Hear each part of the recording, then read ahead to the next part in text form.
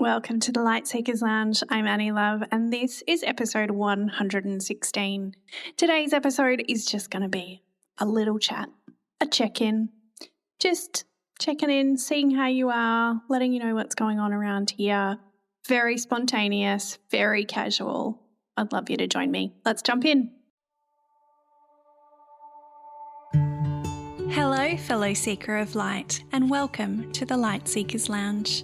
I'm Annie Love, and I'm a certified coach for incredible humans who want to build wholehearted businesses. I help them master their mindset, create simple strategies, and take meaningful action towards their goals in a soul-nourishing way that honours their business, their family, and most importantly, themselves. I'm also a wife and a mum to 3 gorgeous boys. Our parenting journey has been, well, a bit of a roller coaster. And while our family has navigated some pretty tumultuous times, I've learned just how important it is to keep seeking the light and the joy. Even in the midst of darkness, I believe that we can find light on the other side, even if the landscape is different to how we expected it to look. Here in the Light Seekers Lounge, we're going to share stories and conversations about how we create our best life, even when things feel hard. Thank you for being a light seeker with me. I am so glad you're here. Now, let's get on with the show.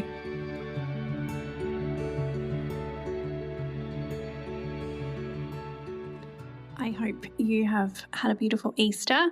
It's been a very quiet one around here. We stayed home for our Easter break, and the boys are now on school holidays for 2 weeks, and we're just hanging out at home.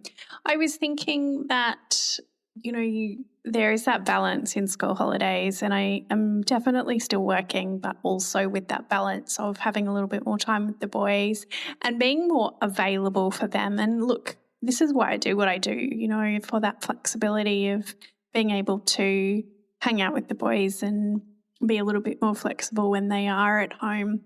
But I was having a bit of a giggle the other day when I took a video of myself with Charlie in the bedroom behind me playing his electric guitar at full volume. He's very good at being quiet whenever I have client calls or things like that, or recording podcasts, but it was not one of those moments, and he was very noisy. And if it's not the guitar, it's the piano or the flute or the violin or just singing. So yeah, it can get a little bit noisy around here. Sorry, neighbours. Hope they're okay. But it is also nice to have them around, have the boys at home, and tomorrow where Charlie and I are off an adventure. So that'll be fun. I wanted to have a little bit of a check-in because we have just reached the end of March, which is Q1 if you're going by calendar year, and Q3, the end of Q3 if you are going by financial year in Australia, because we go from July to June. And so I just wanted to check and see how you're at. How has the first quarter of the year gone? Has it been the start that you wanted?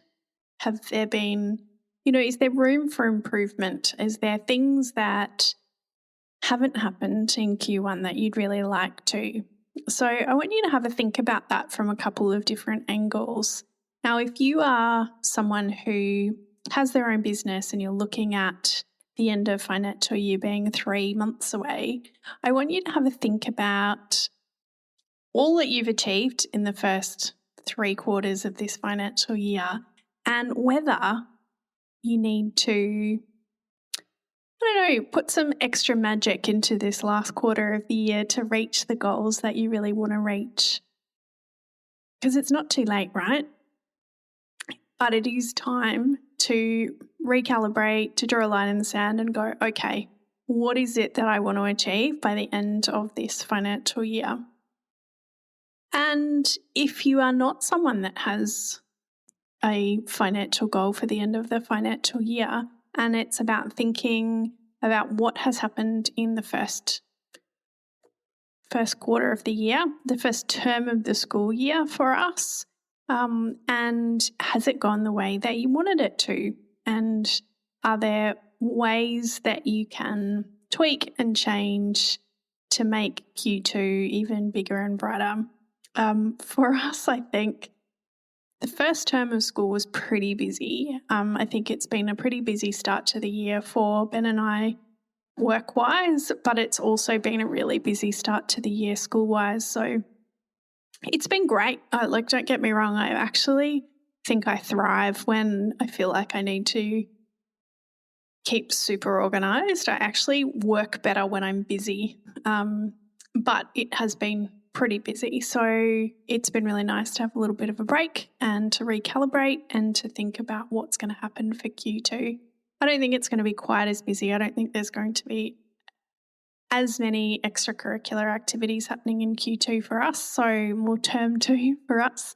But it is still going to be busy on the work front. So, just a little bit of are we taking time to enjoy life and to make the most of our downtime when we do have downtime? So that's probably one of my things that I'm thinking about as we go into the next quarter of the year.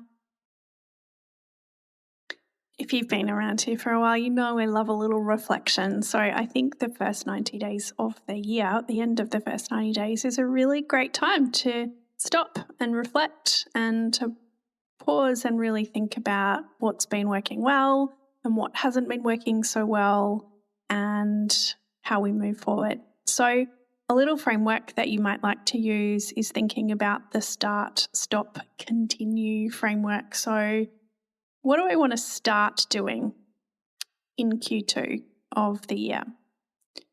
What new things would I like to try? And then what do I need to stop?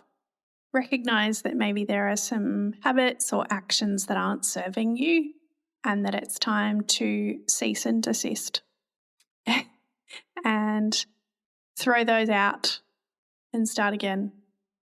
And then what do we want to continue? What has been working really successfully? And on that note, what are we going to celebrate? How do we celebrate what we've been doing well, what's been working well in our lives and in our businesses?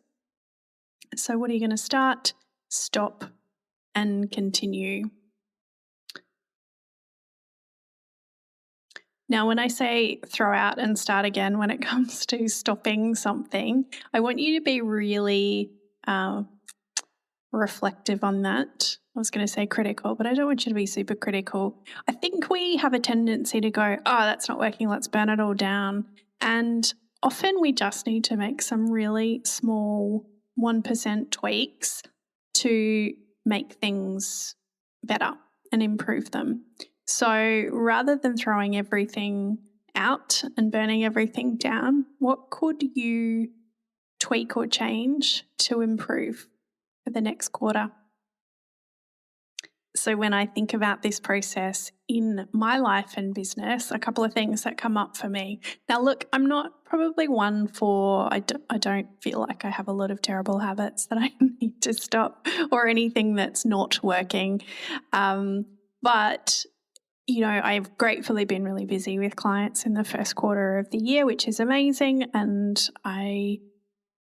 it's what I love. But the tendency for that when things are busy with clients is that we tend to promote less the services that we offer. And so it's important to continue doing promotion and marketing so that then when new clients are ready to work with me, they have the opportunity to do that and they know how they can work with me. So that is something that I need to focus on a little bit better in Q2.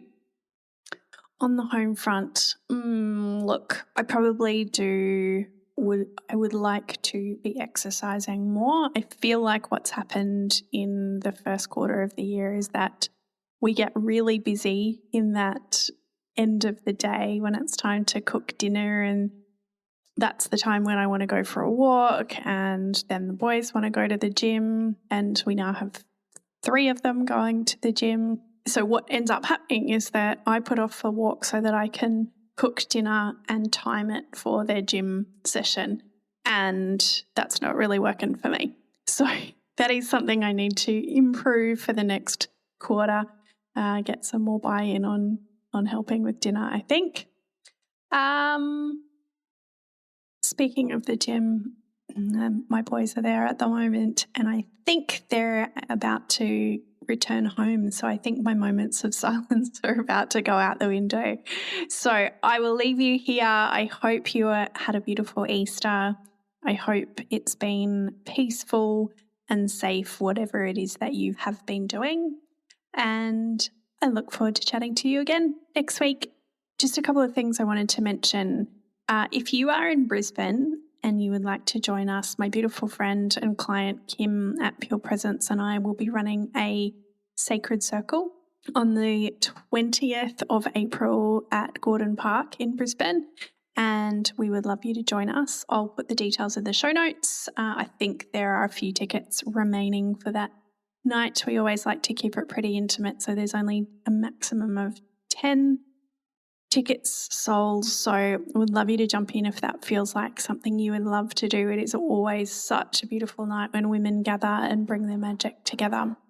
And the other thing I was going to mention, that if you listen to this in the next few days, I am currently offering what I'm calling a needle mover action session, a free 30-minute coaching session where I can help you distill down what might be 1,000 brilliant ideas in your head or a lot of overwhelm and chaos and help you work out what the best next step for you to take is in your business.